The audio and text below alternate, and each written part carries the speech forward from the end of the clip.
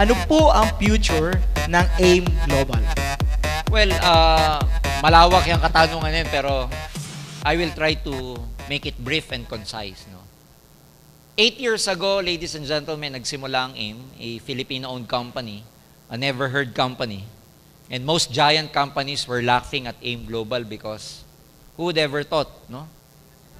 Sino ba si Doc Ed? Sino ba yan? Sino ba sila Francis Miguel? Sino ba sila John Asperin?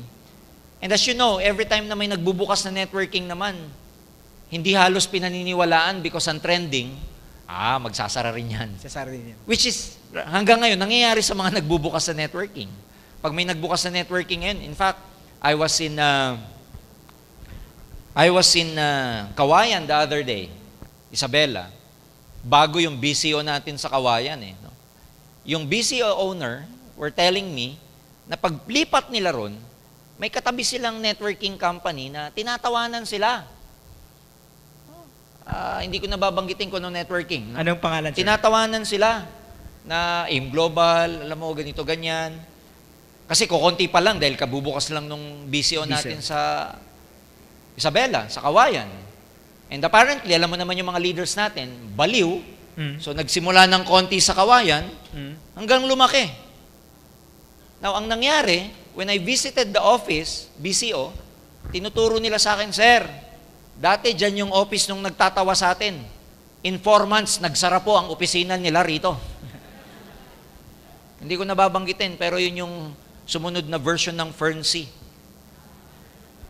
Fern B. Hindi, Fern D. may I sa una. Ayan. Ano yan? Fern C. Ayan. So, Fern. nakuha niyo ibig sabihin, okay? So, we're not trying to put down other companies. Hindi natin intention yun. What we are saying is this. 8 years ago, ganun din yung itsura ng AIM. Halos walang maniwala. Halos, Ang natatandaan ko, sir, ganito. Sino yung tatlong yan? Walang alam, okay, network leader yan. Pero walang alam sa management yan. Yun laging, walang alam sa management yan, paano nila papatakbuhin? Kasi mga networkers. Networkers daw. Now, fast forward tayo, who would ever thought na yung small-time company 8 years ago, never heard company 8 years ago, which is AIM Global, became the #1 networking company right now in the whole Philippines. Yes. #1, in terms of sales, ibang klase pong benta natin. Although I'm not in the liberty to tell you our sales. Kasi strategic yung figure na yan. So hindi ako pwedeng mag-divulge. But we are telling you that napakalayo ng #2 sa atin in terms of our sales.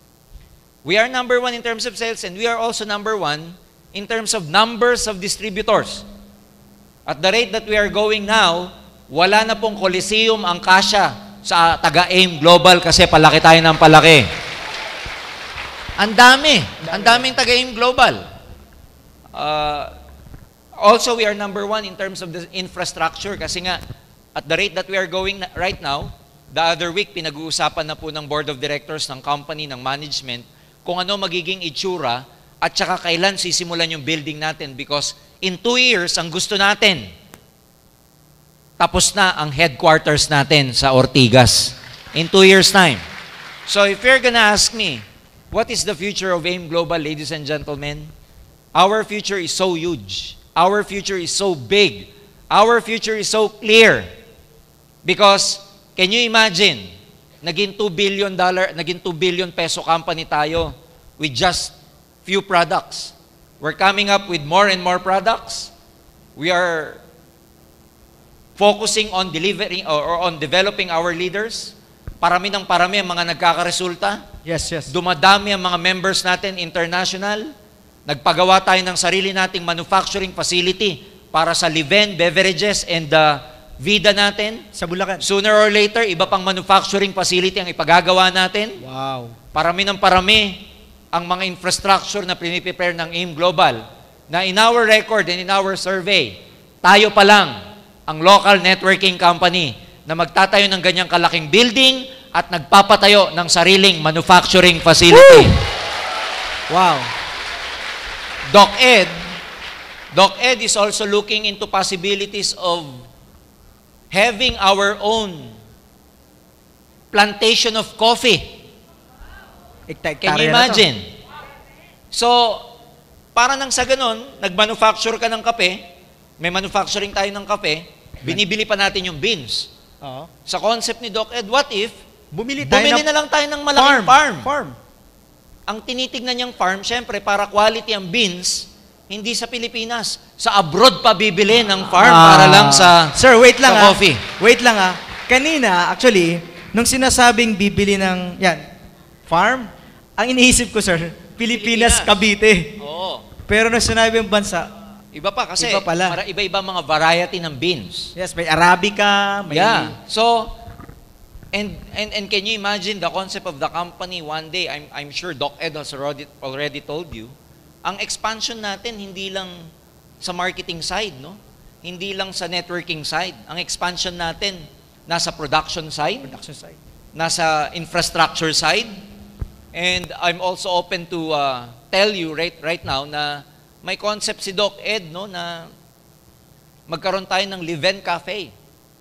Ano ba tong Live-In Cafe na to, Roy? Parang Starbucks? Magkakaroon tayo ng, di ba, Starbucks, mataas, high-end. Yes. UCC, UCC. Shuttles Best. Below this is Boss Coffee already. Boss Coffee, tapos Coffee Bean. Mga iba-iba pa. Ang gusto natin, maging affordable sa bawat Pilipino, magtatayo tayo ng Live-In Cafe. Live-In Cafe. Live-In Cafe.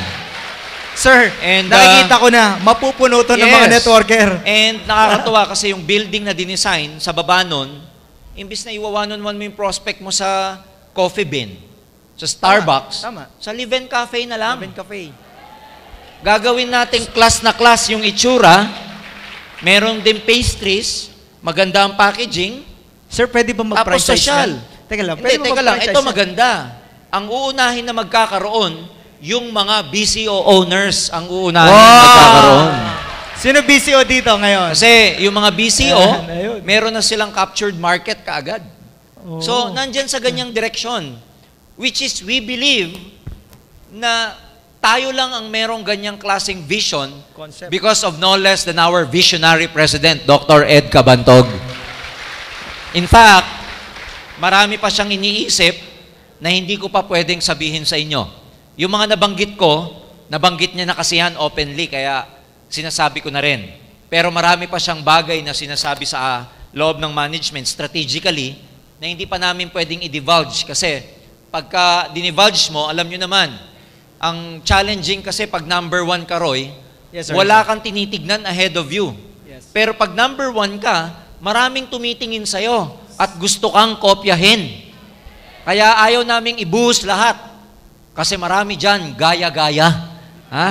Ginagaya ang AIM Global. Kaya, if the question is, ano po ang future? Isa lang ibibilin ko. Huwag kang bibitiw dito. Yes. Huwag kang bibitiw dito. Pag bumitaw ka at dumaan yung bus mo, sa EDSA, lilingunin mo na lang yung building namin. Sasabihin mo, member ako dyan dati.